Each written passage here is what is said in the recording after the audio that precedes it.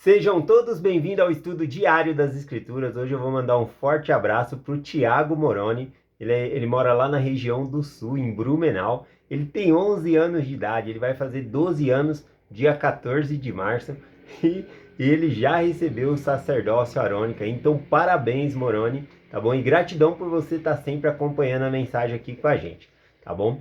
Hoje nós vamos estudar aqui Segundo Nefe, capítulo 16, que é o equivalente, né, comparar com Isaías 6, que é o chamado de Isaías.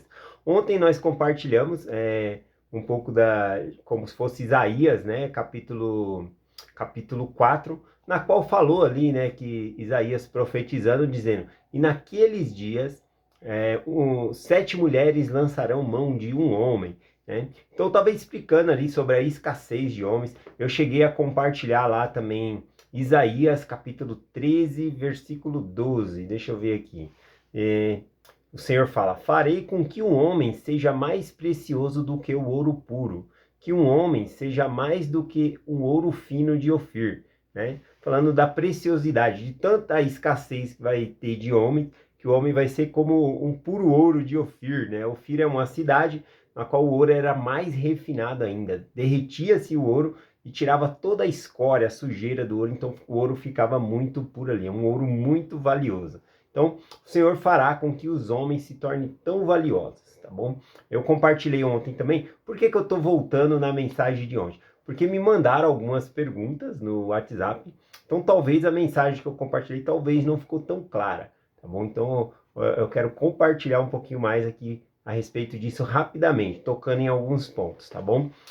O presidente Wilder Woodruff, ele compartilhei na mensagem de ontem que ele teve uma visão mostrando ali as grandes calamidades que houve e o número enorme de mulheres que havia e poucos homens ali, tá bom? E assim vai dar assim, início ao milênio, tá bom? E no milênio, o milênio, ele vai ser um grande reparador para as famílias, né? Vai ser consertados muitos relacionamentos que foram quebrados, desfeitos, tá bom? Vão ter oportunidade novamente de se ligar por meio do convênio do sacerdócio.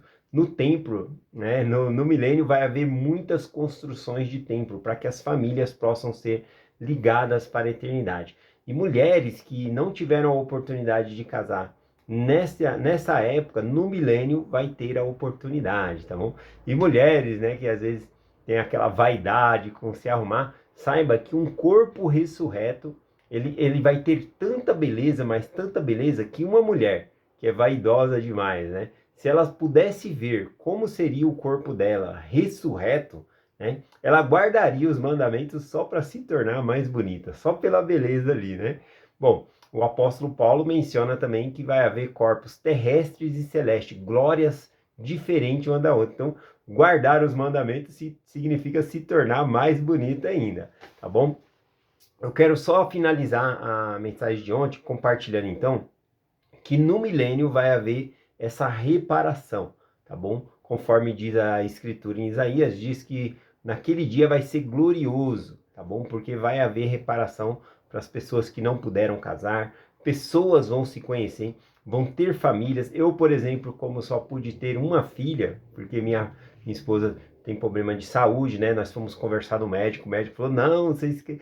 Então, tem que resguardar a saúde da mulher. Então, nós tivemos uma filha só. No milênio, a gente vai continuar a ter filhos. O que é dito sobre o milênio? Que os filhos vão crescer para a salvação. Então, imagina criar os filhos num lugar reto, justo, né, cheio de retidão. Então, é essa a condição do milênio. Vai ser glorioso, né? Os filhos, hoje em dia, traz um gasto também, né? Eu acredito, na verdade, né, que o motivo de não se ter muito filho hoje em dia é mais cultural, né? Tem um certo gasto sim, mas eu acredito nas bênçãos de Deus. Eu acredito que cada filho que nasce vem com um pãozinho embaixo do braço ali. O Senhor abençoa. Eu vejo as bênçãos do Senhor se derramando nas famílias que vão tendo filhos assim, tá bom? Então, cada filho que nasce vem com um pãozinho embaixo do braço. Mas as pessoas que pensam que por conta de condição financeira não pode ter tanto filho, saiba que no milênio também é dito que a terra vai produzir em abundância, não vai faltar comida para ninguém, tá bom? Então, no milênio vai ser o melhor local para se criar seus filhos, porque vão crescer em retidão para a salvação. Vou finalizar, né, a mensagem de ontem com um comentário de uma irmã que falando sobre pessoas que não se casariam nessa terra. O que que elas devem fazer? Eu amei o comentário dessa irmã. O nome dela é Tati. Eu vou colocar o comentário dela aqui para nós ouvirmos, tá bom? Então vamos lá aqui rapidinho. Uma dica que eu dou para as irmãs que são solteiras: encham a casa de vocês do poder do sacerdócio.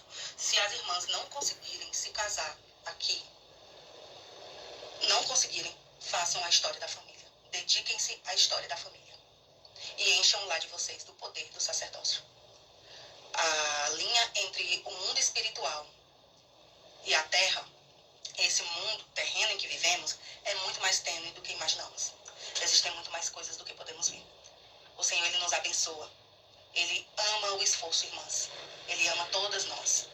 Falando sobre o Vanderlei que falou, comparou o homem com o ouro puro de Ofir, né? Foi O Isaías. quilo do homem tá caro, viu, Vanderlei? O quilo do homem tá caro.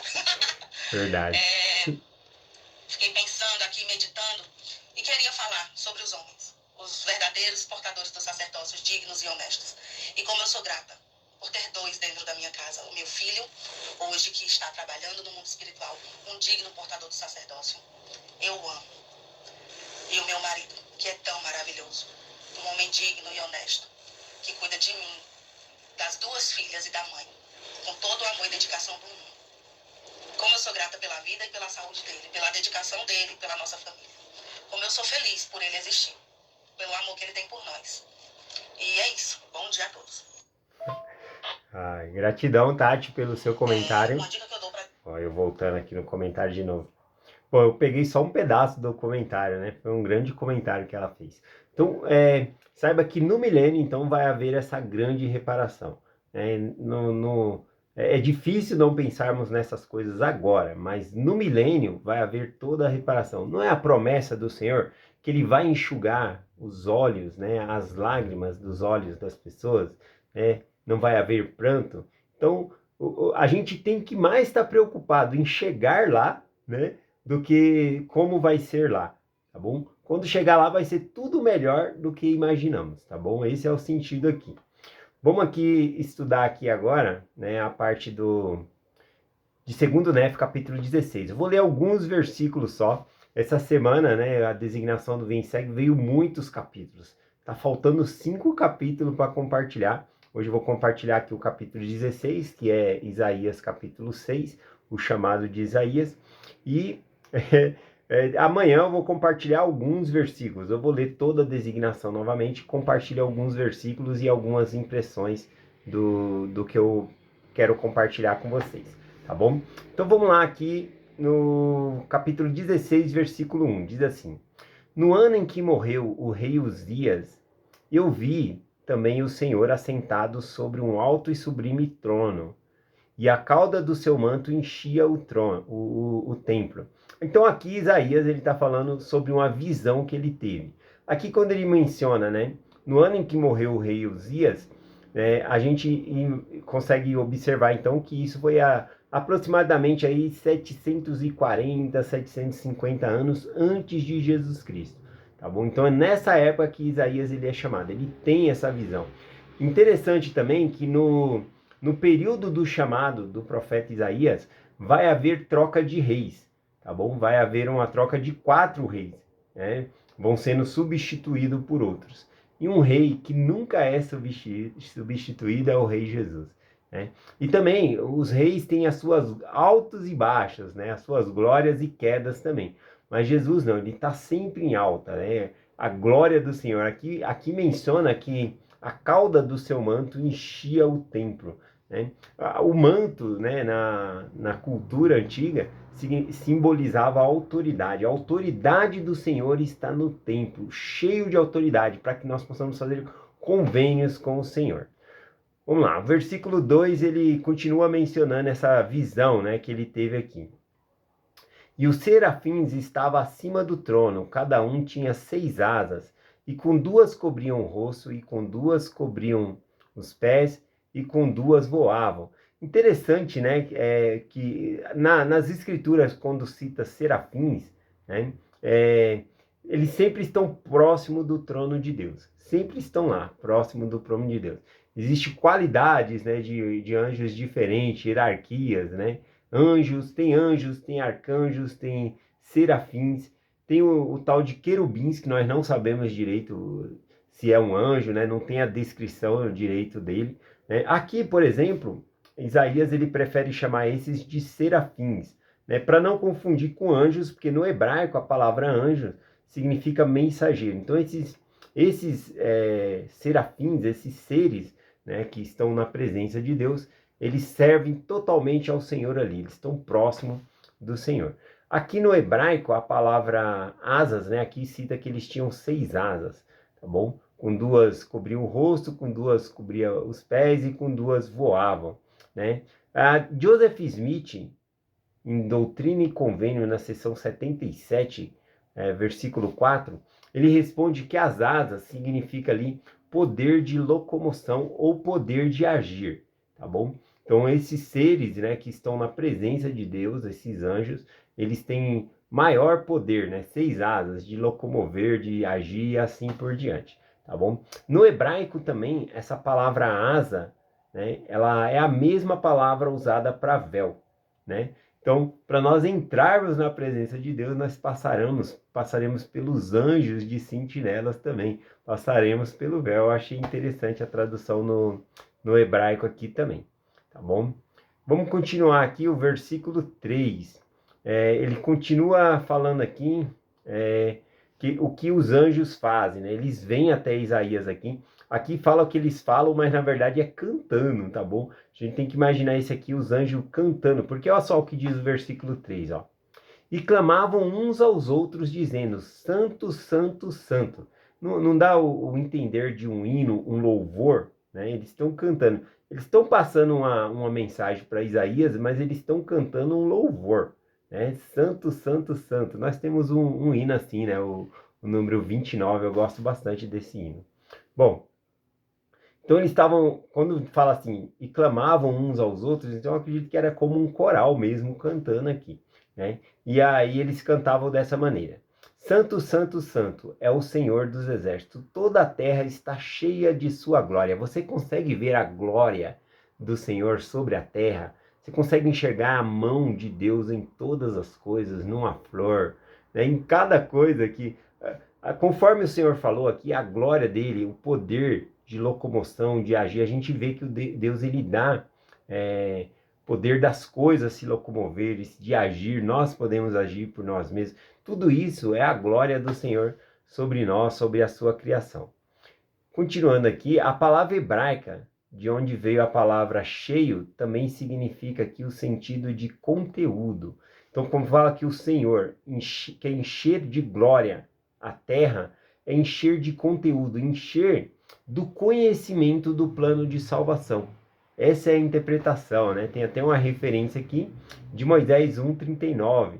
Pois eis que esta é a minha obra e minha glória, levar efeito a imortalidade e vida eterna do homem. Tá bom? A imortalidade é diferente de vida eterna, né? Alguns confundem. Imortalidade significa viver para sempre. Ou seja, ao ressuscitarmos, né, a gente não vai morrer mais, a gente vai viver para sempre. Vida eterna é ter o estilo de vida que o Pai Celestial e Jesus Cristo tem. Tá bom? É poder desfrutar e habitar na presença deles. Então, imortalidade é viver para sempre, que vai ocorrer após a ressurreição. Vamos viver para sempre. E vida eterna é viver para sempre, mas na presença de Deus. Na verdade, vida eterna é ter o estilo de vida que o Pai Celestial e Jesus Cristo tem. Continuando aqui o versículo 4, ele diz assim: os umbrais da porta moveram-se com a voz daquele que clamava. A casa encheu-se de fumaça. Versículo 5 aqui, vai falando aqui que após Isaías ele vê Deus ali, ele se enche de temor, né? Isso por conta ele não se acha digno, né, de estar na presença do Senhor. Então, veja só, vamos ver como é que ocorre aqui. Versículo 5, o que Isaías diz, né? Ouvindo esse coral de anjo cantando ali, tudo, o que ele fala, né? Ele diz assim, versículo 5: E então disse eu, ai de mim, pois estou perdido, porque sou um homem de lábios impuros e habito no meio de um povo de impuros lábios, pois os meus olhos viram o Rei, o Senhor dos Exércitos. Ele está preocupado, ele está apavorado aqui, porque ele viu Deus. E ao ver Deus, ele enxerga a si mesmo num estado decaído, com suas próprias falhas, né? Quer ver? A pessoa às vezes acha que está tudo bem com ela, é porque ela não se aproximou muito de Deus. Quanto mais a gente se aproxima de Deus, mais a gente vê a nossa falha e mais a gente quer melhorar. E às vezes quando a pessoa está tão próxima do Senhor, qualquer errinho que ela faz, nossa, eu fiz isso, ela se preocupa com as mínimas coisas ali. Querem sempre agradar ao Senhor. Eu acho isso interessante. Então Isaías, na presença do Senhor, não acredito que Isaías fosse um grande pecador, até porque ele fala eu sou um homem de lábios impuros. Talvez ele usou algumas palavras de baixo calão, alguma coisa assim, nada tão grave, né? Mas para ele, na presença de Deus, aquilo causou um tormento, né? Ele falou, ai de mim, porque eu vi o Senhor. E não só isso, ele falou, porque eu habito também no meio de um povo de lábios impuros. Continuando esse versículo aqui, né? Eu fiz uma referência a outro, lá em Mormon, capítulo 9, né? Do versículo 3 até o versículo 5, né? Menciona que uma pessoa está cheia de pecado na presença de Deus, ela vai se sentir condenada. Ela não vai querer estar na presença de Deus cheia de seus pecados, não. Eu vou ler rapidamente aqui o que Mormon fala sobre isso, tá bom? Ele diz assim... Podereis contemplar o Cordeiro de Deus? Supondes que habitarei com ele, tendo a consciência de vossa culpa? Supondes que podereis ser felizes habitando com aquele santo ser, quando vossa alma está atormentada pela consciência e da culpa que haveis sempre violado as suas leis? Eis que vos digo que sereis mais miseráveis habitando com um Deus santo e justo, consciente de vossa imundície perante ele, do que se habitasse com as almas condenadas no inferno.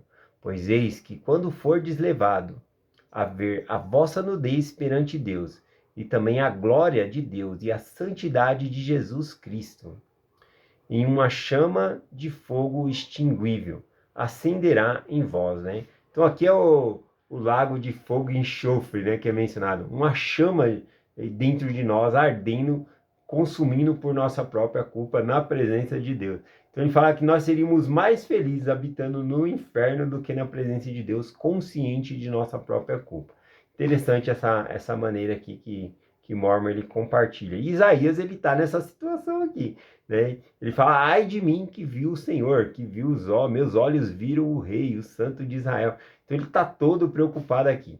Mas o desenrolar da história é porque os serafins que estão na presença de Deus, eles percebem a incomodação que Isaías está. Então eles vão lá e socorrem ele de alguma maneira, né?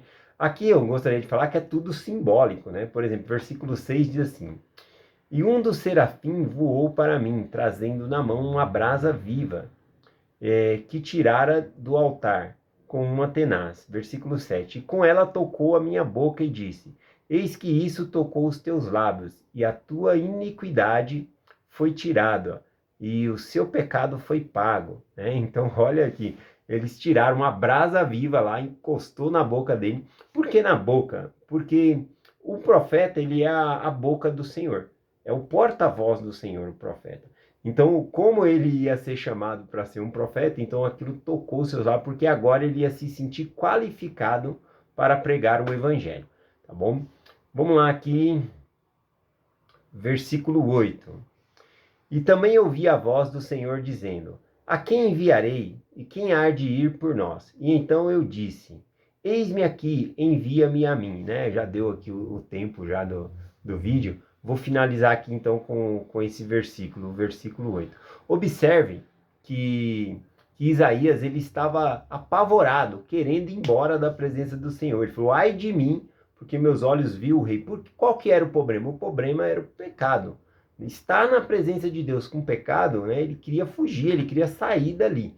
Mas após o pecado dele ser pago, aquela brasa viva tocando, né, os lábios dele ali, de alguma maneira representava o poder capacitador da expiação de Jesus Cristo. Então aquilo retirou dele o pecado. Então após ter sido retirado, ele já não se sente incomodado, né, de estar na presença de Deus. E aí Deus, ele precisa de uma missão.